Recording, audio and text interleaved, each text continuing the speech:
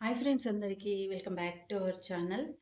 ఇవాల్టి వీడియోలో నేను boat neck with princess cut blouse measurement బ్లౌజ్కి తగినట్టు ఎలా మార్కింగ్ అండ్ కటింగ్ చేసుకోవచ్చు అనేది చూపిస్తున్నాను.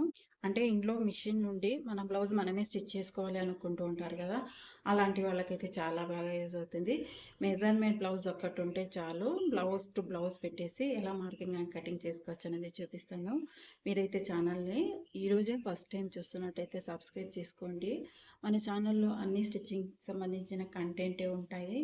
ఈ కంటెంట్ యూస్ఫుల్ అవుతుంది అనుకుంటే సబ్స్క్రైబ్ చేసుకొని లైక్ చేసి మన ఛానల్ని అయితే సపోర్ట్ చేయండి.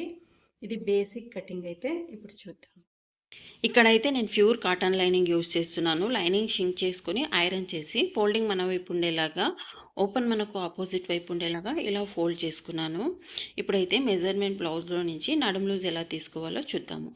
బ్లౌజ్ నడుము లూజ్ ఎంత ఉందో చూద్దాము. చూడండి, ఈ వీడియోలో చూపిస్తున్నట్టు హ్యాంగర్స్ పట్టి ఉంటుంది కదా, ఆ పక్క నుంచి అయితే మనం ఇలా టేప్ పెట్టుకొని ఇటు సైడ్ ఉక్స్ పట్టి వరకు ఇలా మెజర్ చేసుకోండి కరెక్ట్గా. ఈ నడుము లూజ్ అయితే 28 ఇంచెస్ వచ్చింది. ఇక్కడ మేము కటింగ్ చేస్తున్న బ్లౌజ్ వచ్చేసి స్మాల్ సైజ్ బ్లౌజు. నడుము లూజ్ 28, 30 లోపల వచ్చేవన్నీ స్మాల్ సైజ్ బ్లౌజే అన్నట్టు.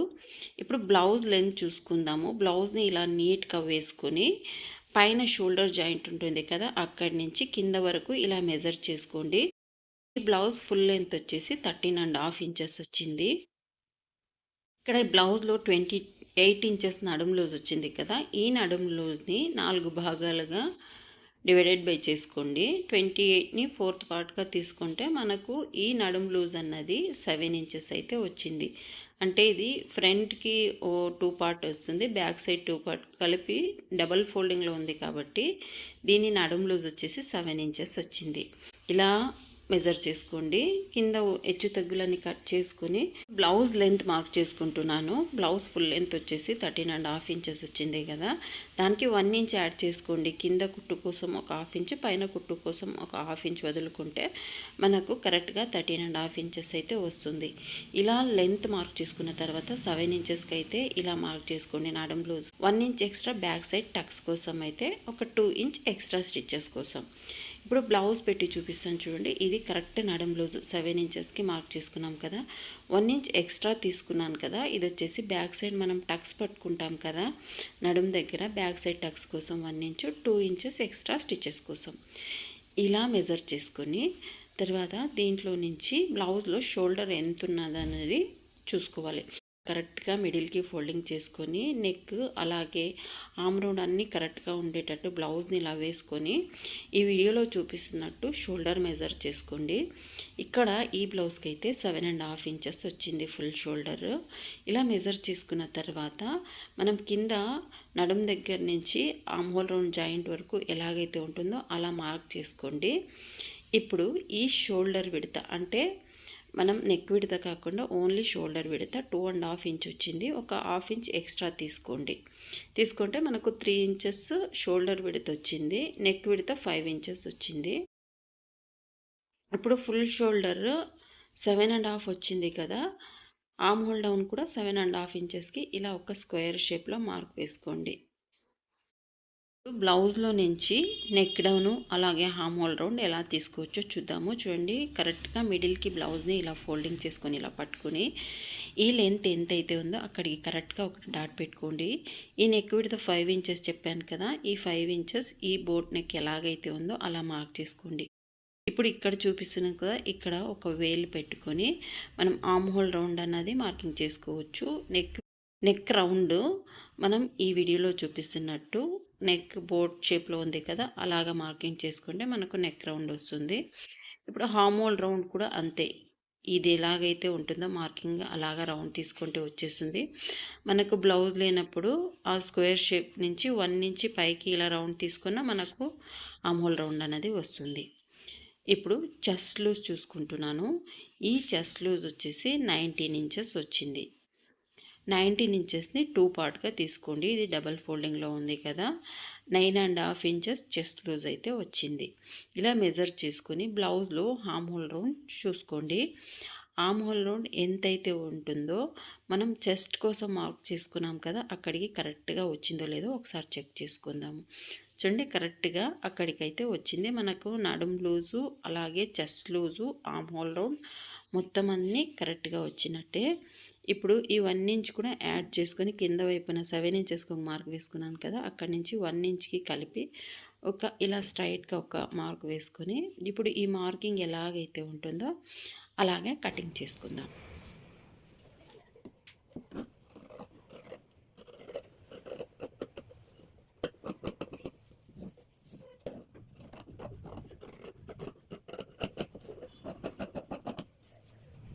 చేసుకున్న తర్వాత ఇక్కడ ఒక టక్స్, అలాగే చెస్ట్ లూజ్ దగ్గర ఒక టక్స్ పెట్టుకొని ఇదే బ్యాక్ పార్ట్ని ఇప్పుడు బేస్ చేసుకుంటూ ఫ్రంట్ పార్ట్ కటింగ్ చూద్దాము.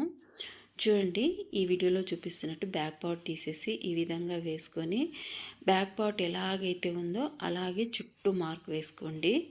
ఇలా మార్క్ వేసుకున్న తర్వాత మనము బ్లౌజ్ ఫ్రంట్ పార్ట్లో నుంచి మెజర్మెంట్ బ్లౌజ్లో నుంచి ఫ్రంట్ నెక్, అలాగే హామ్ హోల్ రౌండ్ మొత్తం బ్లౌజ్ని బేస్ చేసుకుంటూ మార్కింగ్ చేసుకుందాం.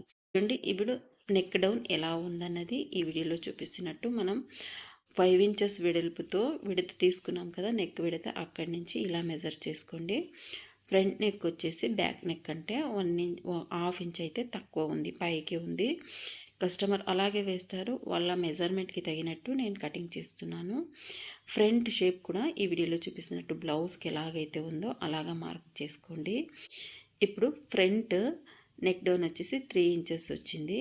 ఇప్పుడు రౌండ్ ఫ్రంట్ షేప్ వచ్చేసి 1 ఇంచ్ లోపలికి ఇలా తీసుకోవాలి.